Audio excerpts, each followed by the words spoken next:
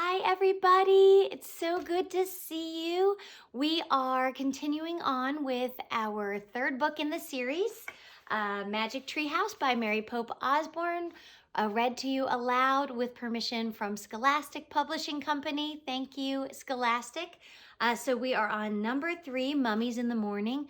I am loving reading these to you. It's making me reminisce, which means remember, the times where I used to read these books to my boys every night before they went to bed when they were your age. So I just love them, and I'm loving doing this with you guys. All right, so we are going to continue on with chapter 7. Let's find out where that is in the table of contents. Right here in the beginning of the book tells us where we need to go. Chapter 7 is called The Scroll, and it's on page 37. Let's see if we can find this. Okay. Getting cozy. Chapter 7, The Scroll. Jack put the scepter in his notebook and pencil into his pack. The Ghost Queen seemed so kind and gentle. He wasn't afraid at all anymore. Jack and Annie followed her deeper into the pyramid. Finally, they came to some stairs. "The stairs," said Jack and Annie. The Ghost Queen floated up the stairs. Jack and Annie followed. The Ghost Queen floated right through a wooden door. Jack and Annie pushed on the door. It opened slowly, and they stepped into a cold, drafty room. The Ghost Queen was nowhere in sight. Dim torchlight lit the huge room. It had a very high ceiling. On one side was a pile of tables, chairs, and musical instruments. On the other side of the room was a small wooden boat. "The boat," said Jack. "What's it doing inside Queen Hotepi's pyramid?" asked Annie. "Maybe it's supposed to carry her to the next life," said Jack. Jack and Annie went over to the boat. They looked inside it. The boat was filled with many things: gold plates, painted cups, jeweled goblets, woven baskets, jewelry with blue stones, and small wooden statues. "Look," said Jack. He reached into the boat and lifted out a clay jug. "The jug," said Annie. They looked inside the jug. "Something's in here," he said. "What is it?" asked Annie. Jack felt inside the jug. "It feels like a big napkin," he said. "The folded cloth," said Annie. Jack reached into the jug and pulled out the folded cloth. It was wrapped around an ancient-looking scroll. Jack slowly unrolled the scroll. It was covered with wonderful hieroglyphs. "The Book of the Dead," whispered Annie. "We found it." Oh, man. Jack traced his finger over the scroll. It felt like very old paper. "Queen Hotepi," called Annie. "We found it. We found your Book of the Dead." Silence. "Queen Hotepi!" A door on the other side of the chamber creaked open. "Maybe she's in there," said Annie. Here's a picture of all the stuff inside the pyramid. Or inside that room, anyway. Jack's heart was pounding. Cold air was coming through the open doorway. "Come on," said Annie. "Wait." "No," said Annie. "She's waited thousands of years for her book. Don't make her wait anymore." Jack put the ancient scroll into his backpack. Then he and Annie slowly started to cross the drafty room. They came to the open door. Annie went through first. "Hurry, Jack," she said. Jack stepped into the other room. It was nearly bare, except for a long gold box. The box was open, and its cover was on the floor. "Queen Hotepi," called Annie. Silence.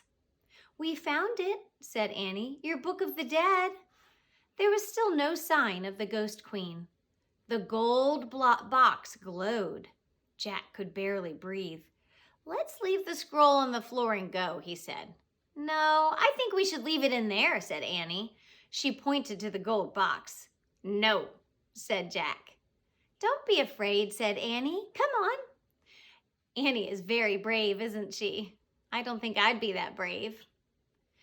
Annie took Jack by the arm. They walked together across the room to the glowing gold box. They stopped in front of the box and peered inside. Chapter 8, The Mummy. A real mummy, Jack thought. Bandages were still wrapped around the mummy's skull, but most of the bandages had fallen away from the face. It was Hutepi, Queen of the Nile. Hutepi's mummy wasn't beautiful.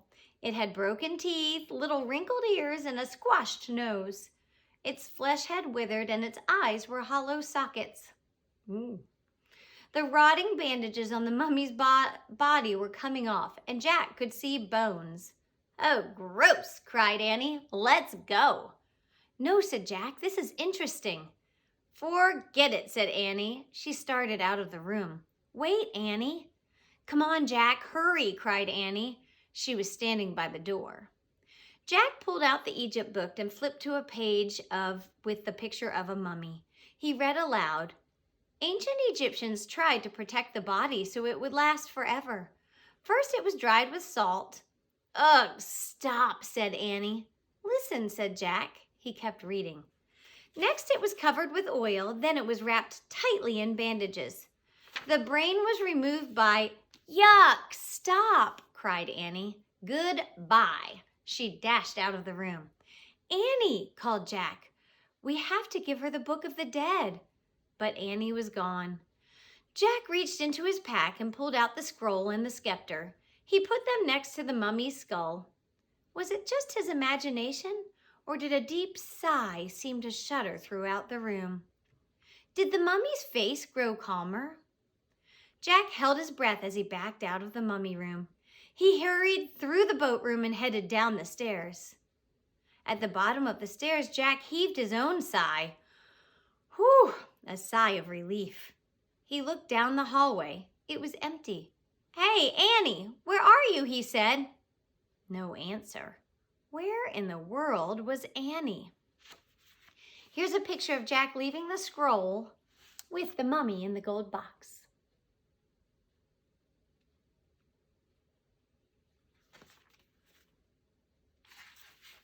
Jack started down the hallway. "Annie," he called. Had she run out of the pyramid? Was she already outside? "Annie!" "Help, Jack!" came a cry.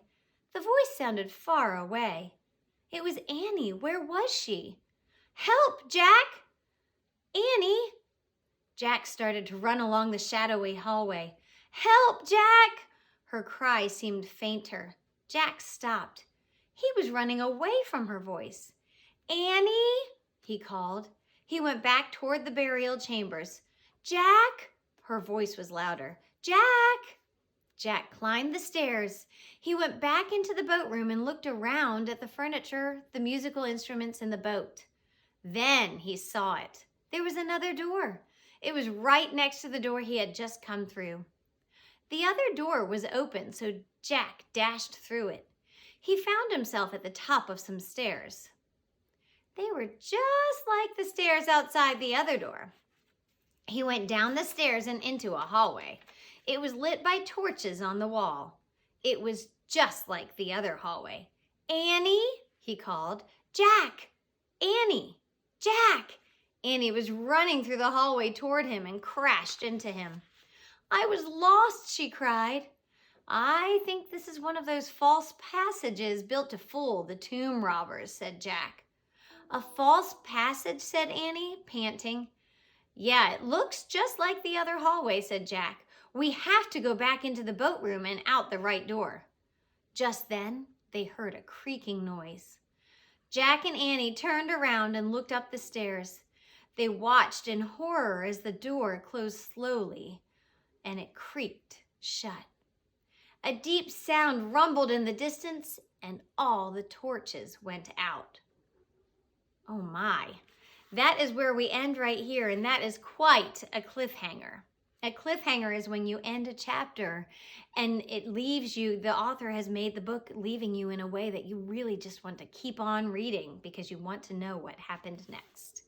And that is exactly what we will do next time we are together with Chapter 9 and Chapter 10, the end of book number 3. Chapter 9 is called Follow the Leader. So I hope you guys are having a wonderful day. I can't wait to see you again soon.